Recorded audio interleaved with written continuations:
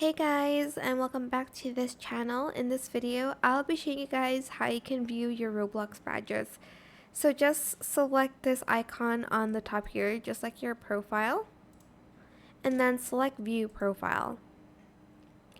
If you scroll down, you'll be able to see your Roblox badges here and the badges that you get from playing games. You can also see all to see like what badge you got from playing the games. There's a bunch from like Winter Spotlights and other games. Like it even gives you like a badge for just like playing a game. You don't need to do anything specific.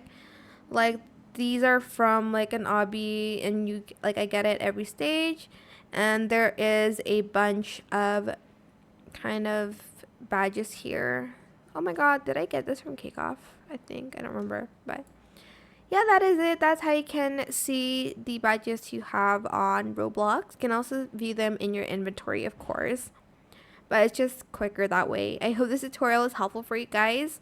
Don't forget to like, comment, share, and also subscribe to this channel if you haven't done that already. If you have any more questions about this video, just leave it in the comment section down below. I will try my best to answer them all for you guys. And if you found this video helpful, please click the thanks button as well. That is it. Thank you so much for watching. Bye!